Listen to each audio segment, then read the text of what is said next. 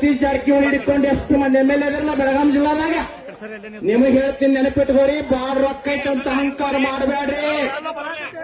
ಬಾಳ ರೊಕ್ಕ ಐತಿ ಸರ್ಕಾರಕ್ಕೆ ಅಹಂಕಾರ ಮಾಡಬೇಡ್ರಿ.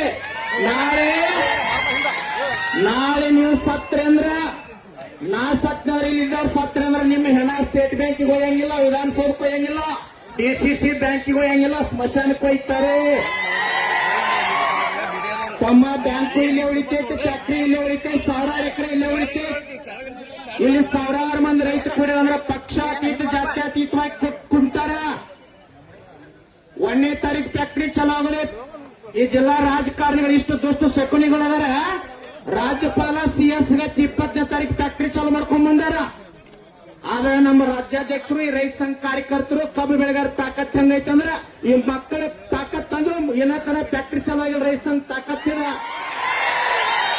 ಯಾವ ಸರ್ಕಾರ ರೈತನ ಮುಂದೆ ಏನೂ ಅಲ್ಲ. ರೈತನ ಸಂಘ ತಾಕತ್ ಮುಂದೆ ಯಾವ್ದು ತಾಕತ್ ನಡೆಯಂಗಿಲ್ಲ. ರಾಜಕಾರಣ ಬಿಡ್ರಿ, ಪಕ್ಷ ಬಿಡ್ರಿ. ಕಾಗವಾಡ ಹಿಡ್ಕೊಂಡು ಎಷ್ಟು ಜನ MLAಗಳಿರಲಿಲ್ಲ, ಕಾಂಗ್ರೆಸ್ ಇರಲಿ, BJP ಇರಲಿ, JDS ಇರಲಿ, ರಾಜು ಕಾಗೆ ಹಿಡ್ಕೊಂಡು, ಶ್ರೀಮಂತ ಪಾಟೀಲ್ ಹಿಡ್ಕೊಂಡು ಹಾಲಿ ಮಾಜಿ ಶಾಸಕರ ನಿಮಗೆ ಸ್ವಾಭಿಮಾನ ಇರ್ತಾರ, ಮಾನವೀಯತೆ ಇತ್ತಂದ್ರ ರೈತ ಬೆಳೆದ ಅನ್ನ ತಿನ್ನುವಂತ ಸ್ವಾಭಿಮಾನ ನಿಮ್ಮೊಳಗಿರ್ತಾರ. ಬರ್ರಿ, ಬಂದ್ ಭಾಗವಹಿಸ್ರಿ. ಯಾವ MLA ಮಾತಾಡ್ತಾನ್ರಿ ಒಂದ್ ಸ್ವಲ್ಪ ಬರಿ ಇಟ್ಕೋಗಿ. ನೀವೆಲ್ಲ ಪಗಾರ ಹೆಚ್ಚಾಗ್ಲಿಕ್ ಮಾತಾಡ್ತಾರೆ ಎಲ್ಲರೂ.